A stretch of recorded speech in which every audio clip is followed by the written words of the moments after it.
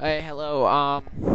I tried this once before, and for the direct link, and it uh, didn't work. So I have to do this all over again. I'll try to make it quick.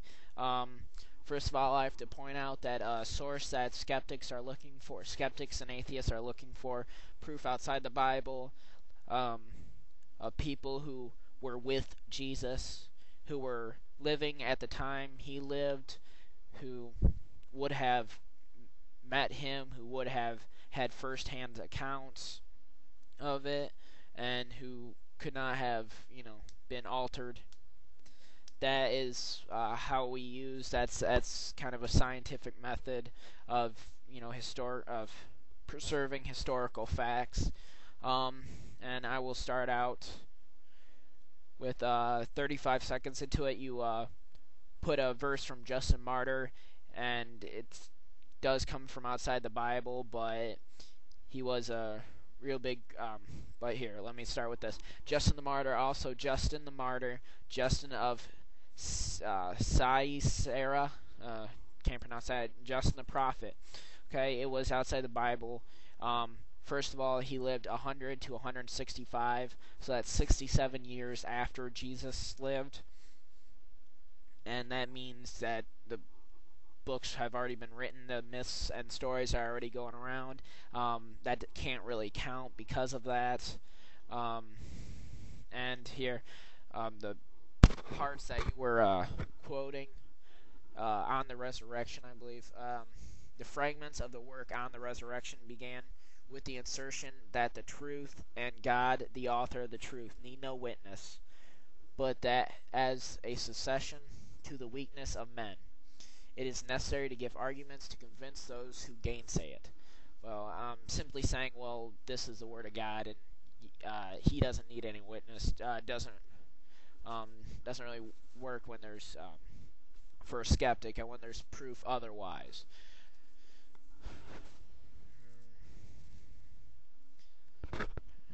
And then I also will point out that even that up till Apology 8, which is what you say, it is undoubtedly undisputed that it was his. But after that, we're not sure how much of it really was his.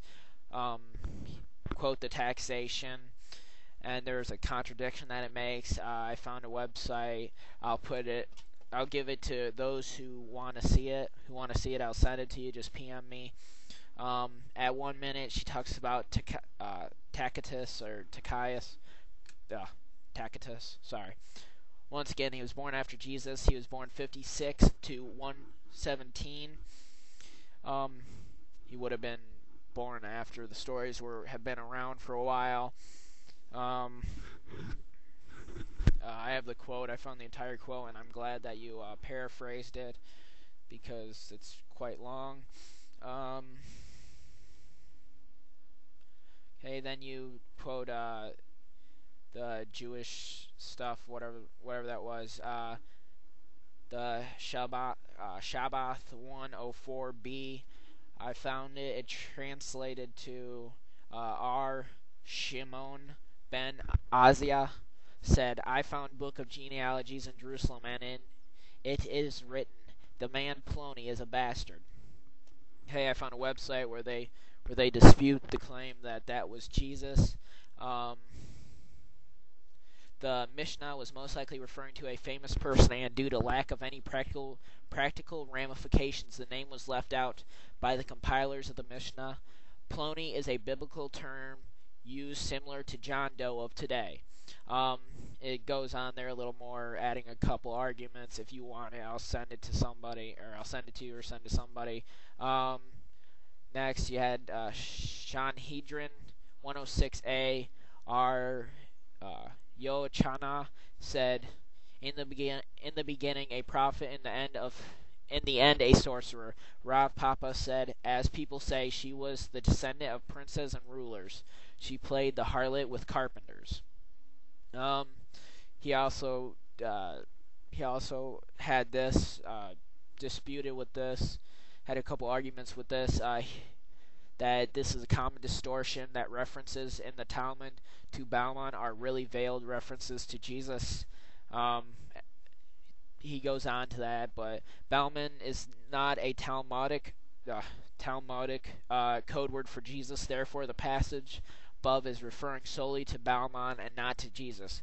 Beside this fact, read the passage closely and you will see that Rav Papa is offering a parable that explains our Yochana's statement. It is impossible to read our Yochana's statement as referring to Jesus and Rav Papa's as referring to Jesus' mother. He goes on there. Next, I'm going to go on to that. At 2 minutes 20 seconds, you list the Jewish Encyclopedia, which goes along with the last argument, and it was done in 1907. You list the Encyclopedia Britannica. I read it. It's talking about not the historical figure of Jesus. It's talking about the biblical Jesus. I mean, they mix in there, but there's no actual facts that can be backed up, and that was again written in 1981, so it's kind of far beyond. At about 2 minutes 45 seconds, you state that other facts are from outside sources, like he was crucified, he did miracles, he had followers, all that stuff. I could not research that because I asked you for your sources, and I'm still waiting for them, and if you want to give them to me, I'll be happy to look at them. Other than that, I can't take that for proof because it's just hearsay. Well, not hearsay, it's just, you're saying them. It's just yeah. At 3 minutes 15 seconds, you go back to Encyclopedia Britannica, which cannot be used, as I stated before. At 3 minutes 35 seconds, he states a question, and a couple people have answered that. I'll pretty much just say that any other religion that has pretty much the same stuff. Islam, Buddhism, all the other religions. I can go on forever. Go on YouTube, short list of gods. I'm sure all those gods had many people willing to die for them. At 4 minutes, you state conversion stories. C.S. Lewis, who did the famous book, I forget it off the top of my head, but when he described himself in the book Surprised by Joy, though a self-proclaimed atheist at the time. Lewis later described his young self as being paradoxically very angry with God for not existing. Okay. He later became a Christian again because he met George MacDowell, which was another Christian writer. Well, he wasn't a writer at the time, but they kind of influenced each other, and he became a Christian soon after that from meeting George MacDonald. Yeah, he was, I stated here, so he turned to atheism less by facts and more by his feelings of desertion, which is something that somebody shouldn't do. I'll argue against an atheist if they tell me that. Simply that, nothing else. At about 4 minutes 35 seconds, you make logical fallacies in quoting a man. I forget who he is. Whatever. I don't have his name down here. I just have some of my statements and arguments against you. It's an appeal to authority and his own personal views. And there's a lot of religions that had stories that he could have been talking about. At 4 minutes 50 seconds, you start with statistics, and I'm not sure which school. I couldn't really. If you want to tell me the letter or the name, spell it out, yeah, I could do that. I wasn't really good at finding it. But they were using the assumption that it all happened just like it was in the Bible, and I will put links over, I believe, there. Well, I can't do Bart Ehrman's anymore. That's not on YouTube. That was taken down. I can do For Bible Truth, which he does nicely. I'd like to hear some Christians trying to go against his claims if it really is how it is. Other than that, that's about all I have. I'd like to hear what you have to think about my views.